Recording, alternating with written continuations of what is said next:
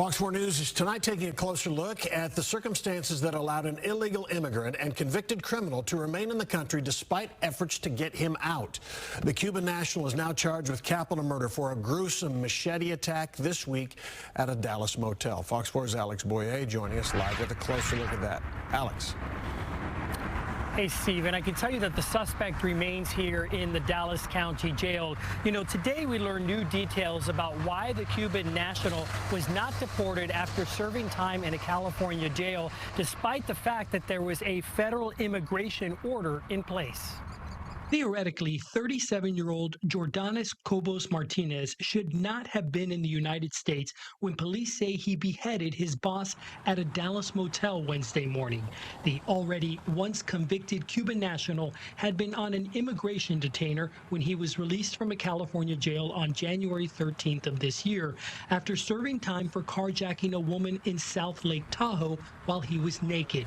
But under the Biden administration, who was still in power at the time, he was released due to Cuba not wanting him back. A country has to actually have a formal agreement with the United States or an informal agreement, either way, saying that they'll receive their deportees back. We asked attorney Eric Cedillo to help explain what happened, especially because during his second term, President Trump has ordered deportations to a range of third-party countries, from El Salvador to South Sudan and Rwanda, all willing to take them. It's probably true to suggest that that if this had happened more recently, he probably would be, sent to a third country as opposed to being released.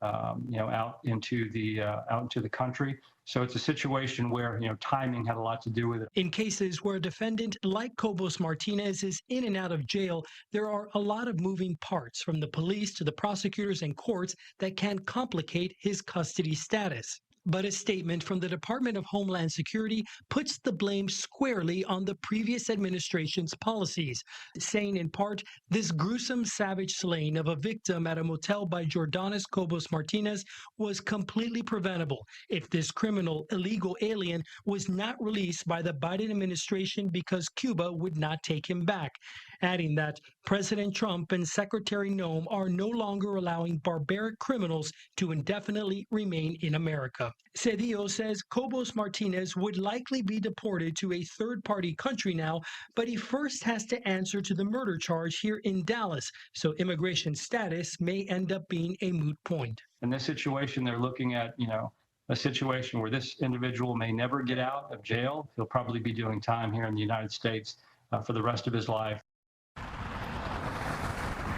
And we just learned minutes ago from a court official that the suspect is being held on a $1 million bond. Still, he will not get out because of that new immigration hold.